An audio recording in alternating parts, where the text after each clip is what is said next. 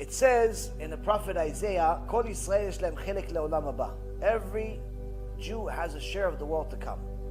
But it also continues and it says, Ve'amech kulam tzadikim. All of your nations are righteous, meaning the righteous people have a share of the world to come. So what happens to the share of the world to come of the people that are not righteous? The people that are not keeping Shabbat? What happens to it? There's a share somewhere. It's a share. It's a spiritual share. It's somewhere. What happens to it? Okay, so the guy is not going to keep Shabbat. He's not going to keep Tarat Mishpacha. He's not going to be a kosher Jew. So he's not going to get this share. He's going to go up there and say, I'm sorry.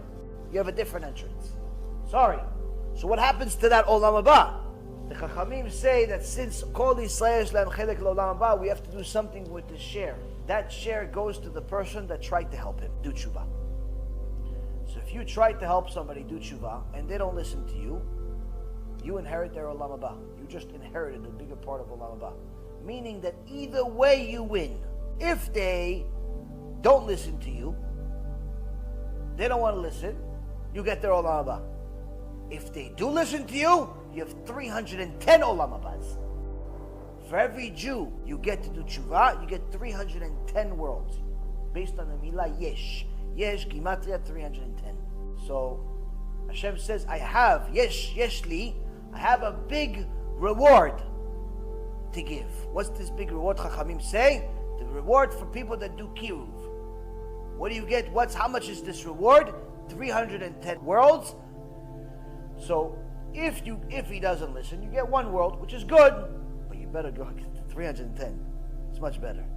So the point is that either way you win for doing Kiruv. Either way, there's no lose. Also remember, the Lubavitcher Rebbe, alav shalom, said something very important when someone asked him, what if people don't want to listen? I try, he doesn't want to listen. He said to them, listen, imagine you have a roommate, and your roommate one day comes home, and he's really, really upset for no reason. And he says to you, listen, I'm really tired. No matter what, don't wake me up. You don't exactly like the way he's talking to you. And you say some things in your heart that maybe you're going to regret later on, but you just leave the house.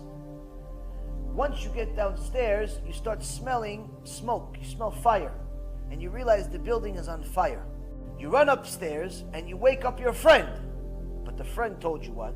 Don't wake me up. Now once he wakes up and he realizes that he's surrounded by fire and you just saved his life, is he upset at you? Obviously not. Unless he's insane and suicidal. Obviously not. Why? Because you saved his life. He says that is a person without Torah. Without Torah, he's sleeping. So he's upset at you, and he's upset at the world, and he's upset, he doesn't even know why. But once you wake him up, and finally after annoying him enough times with the CD, and the lecture, and the text message, and the Facebook, and the Twitter, and the email, and the pamphlet, and the newsletter, constantly bringing him to the shiur, and taking him back, and you constantly, day after day, for a year after year, you constantly annoy him to do tshuva. When he finally wakes up, what do you think, he's going to hate you? No. He's going to tell you, you saved my life. How? Because you're annoying. He said, Baruch Hashem. I constantly see your lectures online. It's so annoying, I had to watch them. Now I did tshuva. Sometimes you have to be annoying. Why? Because you're trying to save lives, Rabotai. You're not trying to be popular. I'm not looking for fans. I care less if you dislike me. I just want you to listen to what Hashem says. And that's what you have to look at. Don't worry about they like you, don't like you, they're going to listen, don't listen. You just care about be the messenger. If we don't do Kiruv, there won't be anyone to save by the Mashiach. So it's an obligation, not just because you're doing tshuva, not because you owe this to your people, but because you owe this to your Father in heaven. You owe this to Hashem Yitbarach.